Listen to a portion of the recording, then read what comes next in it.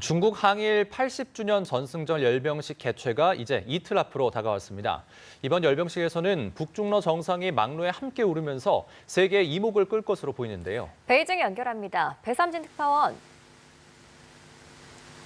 네, 베이징입니다. 네, 전승절 열병식을 준비하고 있는 중국 분위기 어떻습니까?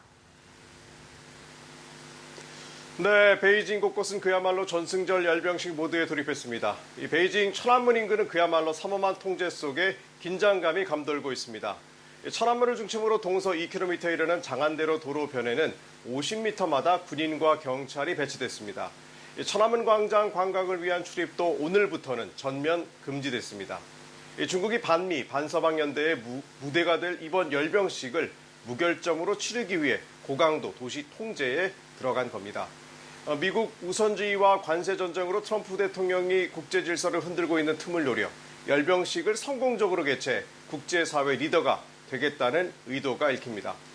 시진핑 주석과 김정은 북한 국무위원장, 블라디미르 푸틴 러시아 대통령이 설 막로에는 붉은 깃발들이 달렸습니다.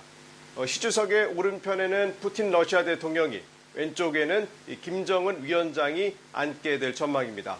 열병식 당일에는 장안대로 주변 건물이 전면 폐쇄됩니다. 저희 연합뉴스TV 베이징 사무실도 장안대로에 위치해 있고 천안문과는 동쪽으로 2km 정도 떨어져 있는데요.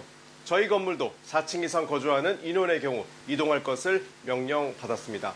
당연히 드론과 풍선 비행 금지 구역도 넓어졌습니다. 이번 열병식의 하이라이트는 인민해방군과 무장경찰 등 수만 명의 군부대 사열과 수백 대의 첨단 무기와 장비의 공개인데요. 이 군인들은 베이징 외곽과 주변에서 칼 같은 사열 연출을 위해 맹훈련을 하고 있습니다. 네, 김정은 위원장이 모레 열병식에 참석하려면 거리상 오늘은 이동을 해야 할 것으로 보이는데요. 움직임이 좀 파악됐습니까? 네, 아직까지는 움직임이 없습니다. 이 김정은 국무위원장은 전용기임 참매 1호를 이용하지 않고 열차를 이용한다면 오늘 중으로 평양을 출발할 것이란 전망이 나오고 있습니다. 김 위원장은 2018년 3월부터 마지막 방문을 한 2019년 1월까지 모두 4차례 중국을 찾았습니다. 이 첫 번째 방문과 마지막 방문 때는 모두 열차를 이용한 바 있는데요. 이 평양에서 출발하면 베이징까지 약 20시간 정도가 걸리는 것으로 알려졌습니다. 이 단둥에서 베이징으로 이어지는 열차편 운행 정보가 사라지고 일부 열차 운행이 취소됐습니다. 또 북중 우이교, 이 압록강 철교 맞은편 중렌 호텔 리버뷰에는 외국인 투숙이 금지된 것도 1호 열차 이동 가능성을 높이고 있는데요. 현지 단둥은 경비 상태가 매우 강화된 것으로 전해졌습니다. 이 때문에 열차 이용 가능성이 높아지고 있는 상황인데요. 이 과거의 경우 북한에서 열차가 출발해 야간에 단둥을 통과한 뒤 선양에 도착해 중국 측의 영접을 받았습니다. 이 때문에 오늘 밤 늦게 단둥을 지날 가능성에 무게가 실리고 있습니다.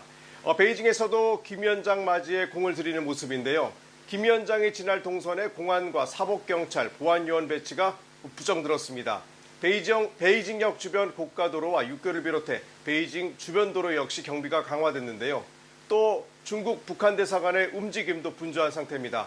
옥상에 인공기 외에 금형 원판을 새로 설치해 김정은 위원장이 북한 방문할 가능성을 높이고 있습니다. 네, 텐진에서는 오늘까지 상하이 협력기구 정상회의가 열립니다. 인도 모디 총리와 푸틴 러시아 대통령도 참가하면서 반서방 세결집이라는 평가가 나오는데 이 텐진 선언이 채택될 가능성도 있다고요? 네, 중국 텐진에서 열린 상하이 협력기구 정상회의는 20여 개국 정상들이 한자리에 모였습니다. 나렌드라 모디 인도 총리와 푸틴 러시아 대통령을 비롯해 중앙아시아와 동남아시아 국가의 정상과 수장, 이 주도자들이 집결했습니다. 이란 대통령과 튀르키예 대통령, 이집트 총리는 물론 유엔 사무총장을 비롯해 10개 국제기구 수장도 참석했습니다. 역대 최대 규모로 열린 이번 정상회의에서는 그야말로 미국 등 서방을 상대로 한 세결집에 나섰습니다. 시 주석은 각국 정상들과 차례로 양자회담을 가진 데 이어 어젯밤에는 한영 만찬을 열었습니다. 시진핑 주석은 지역 평화와 안정을 지킬 막중한 책임을 지고 있다고 강조하며 글로벌 사우스 국가들이 인류 문명 발전에 큰 기여를 할 수 있도록 하자며 서방 진영 대결 결집을 촉구했습니다. 오늘 오전에는 개막식이 열렸는데요. 이 전체 회의에서는 주요 협력 목표를 설정하고 2035년 개발 전략을 승인하는 텐진 선언문을 발표할 예정입니다. 이 가장 주목할 대목은 전 세계를 상대로 관세 전쟁을 벌이고 있는 이 트럼프 대통령을 비판하는 표현이 담길지 여부입니다. 이번 정상회의가 끝나면 대부분 정상들은 모레 열병식 참관을 위해 이 베이징으로 이동하게 되는데요. 인도 모디 총리와 에르도안 튀르키예 대통령, 마드볼리 이집트 총리 등만 SCO 정상회의를 마친 뒤 귀국하고 외신들은 이 중국의 야망과 영향력 확대 시도에 창구라고 짚고 있습니다. 지금까지 베이징에서 전해드렸습니다.